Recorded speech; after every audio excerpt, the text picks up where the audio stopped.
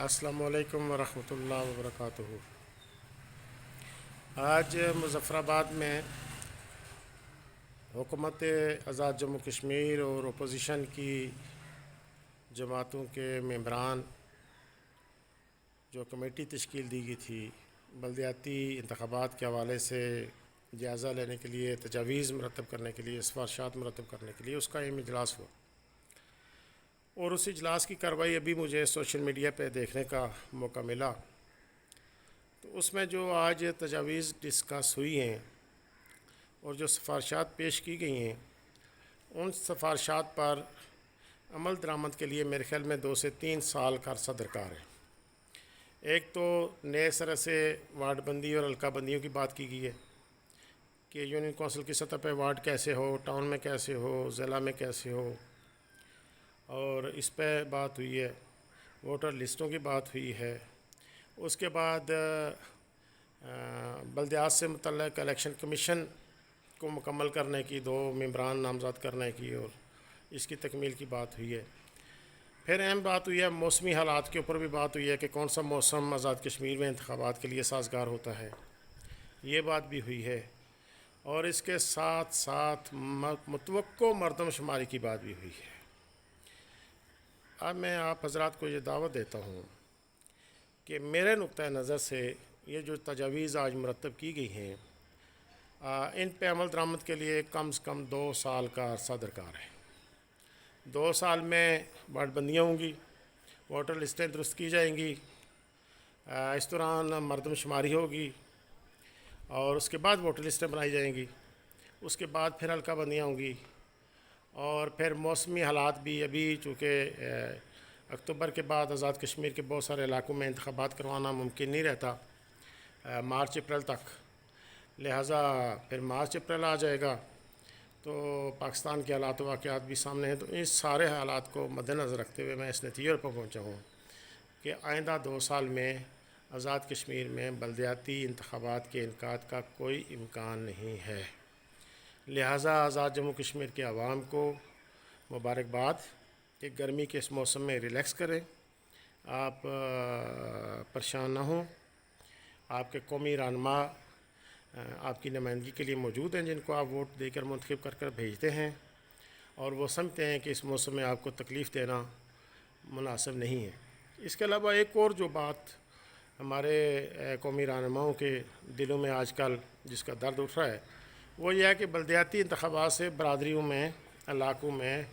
فسادات پھوٹ پڑیں گے جیسے یہ کوئی بیماری ہے۔ اگر آزاد کشمیر میں جو قومی اسمبلی قانون ساز اسمبلی کے انتخابات ہوتے ہیں وہ بھی برادریوں کی بنیاد پہ ہوتے ہیں، نام ان کا سیاسی جماعت استعمال کرتی ہیں لیکن برادریوں کی بنیاد پر ہیں۔ اسی طرح اس سے پہلے بھی بلدیاتی انتخابات تسلسل کے ساتھ ہوتے رہے، تو میرے علم میں تو نہیں ہے کہ ان بلدیاتی انتخابات کے بعد کوئی ملک میں ہنگامے ہو رہے ہوں، آزاد کشمیر میں برادریاں آپس میں، فرقے آپس میں لڑ رہے ہوں۔ ایسا کوئی واقعہ شاید یہاں پہ نہیں ہوا۔ اکا دکا واقعات جس طرح قانون سازی کے انتخابات،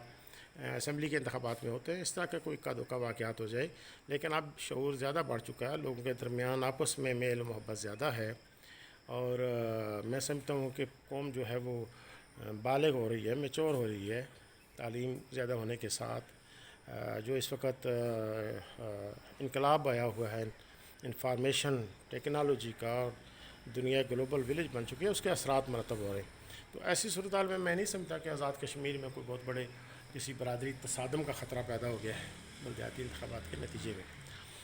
پھر میں یہ بات بھی کہنا چاہوں گا کہ انتخابات جیسے بھی ہوں، لولے لنگڑے ہوں، انتخابات کو کتنا ہی مشکوک قرار دیا جائے، ٹرانسپیرنٹ نہ ہوں، تب بھی جو انتخابی پروسیس ہے وہ جاری رہنا چاہیے۔ یہ بہانہ بنا کر کہ جی ہم ٹرانسپیرنٹ انتخابات نہیں کروا سکتے، ہم فیئر اینڈ فری انتخابات نہیں کروا سکتے، لہٰذا ہم انتخابات کراتے ہی نہیں ہیں، یہ تو کوئی بات نہ ہوئی۔ اس لیے کہ انتخابات کے جمہوری پروسیس سے ایک تو ووٹر کی جو اہمیت ہے، جو حیثیت ہے، وہ اس کے بیلٹ باکس سے جانے سے پہلے اس کی اہمیت اپنی جگہ موجود ہوتی ہے، اور بڑے بڑے جو رہنما ہیں، بڑے بڑے برادریوں کے، کنبوں کے، مذہبوں کے جو قائدین ہیں، وہ بھی ایک عام ووٹر کے گھر تک چل کر جاتے ہیں، اس سے سفارشیں کرواتے ہیں، اس کی منتیں کرتے ہیں، اس کو مختلف سہانے باغ دکھاتے ہیں۔ تو لہٰذا میں سمجھتا ہوں کہ انتخابات چاہے جیسے بھی ہوں، جب تک ہم اس پوزیشن میں آ جاتے کہ انتخابات شفاف ہوں، ہم اس پوزیشن میں آ جاتے کہ لوگ جو برادری ہے، مذہب ہے، فرقہ ہے، اس سے ہٹ کر مسائل کے اوپر، ایشوز کے اوپر، نظریے اور منشور کے حوالے سے ووٹ نہیں دیتے، اس وقت تک یہ پروسیس جاری رہنا چاہیے۔ میں پروسیس روکنے کے حق میں کبھی بھی نہیں رہا۔ اسی طرح بلدیاتی انتخابات کا جو پروسیس ہے وہ اس مرتبہ کر دیا جائے، جو اب شروع ہو چکا ہے، جس کے لیے کاغذات جمع ہو رہے ہیں، اور اس کا کریڈٹ سپریم کورٹ کو جاتا ہے۔ اگر آپ نے نہیں کروانے تھے تو آپ سپریم کورٹ کو کہہ دیتے، آپ اس سے ملتم لیتے رہے، ٹائم لیتے رہے، بالآخر جب شیڈول آ گیا تو پھر آپ نے عدالت عظمیٰ کی توہین بھی کی، آپ کورٹ کنٹیمپٹ کے مجرم بھی ٹھہرے،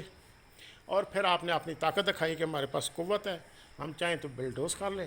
لہٰذا اس شیڈول کو اب آپ نے بلڈوز کر لیا اسمبلی کی طاقت سے، جس کی آج پہلے آپ نے میٹنگ کی، قائمہ کمیٹی کے پاس آ گیا، قائمہ کمیٹی نے نئی تجاویز دے دی، کل وہ اسمبلی میں جائے گا، بل پاس ہو جائے گا۔ دیکھتے ہیں کہ اب آپ عدالت عظمیٰ یہ جو آپ تجاویز لے کر گئے ہیں ان کے ساتھ کیا سلوک کرتی ہے۔ اگر عدالت عظمیٰ خاموش ہو جاتی ہے تو پھر اس ملک میں بلدیاتی انتخابات کا میرے خیال میں دور دور تک آئندہ آنے والے سالوں میں، دہائیوں میں کوئی امکان نہیں ہے۔ یہ میرا سیاسی تجزیہ ہے، یہ میری سیاسی رائے ہے۔ اس سے اختلاف ہر شخص کا حق ہے اور اختلاف کرنا چاہیے، لیکن میں سمجھتا ہوں کہ ہم آج کے بعد جو ہے وہ یہ بات ذہن میں بنا لیں کہ اس ریاست کے اندر بلدیاتی انتخابات کم از کم نہیں ہوں گے۔ والسلام علیکم ورحمۃ اللہ وبرکاتہ۔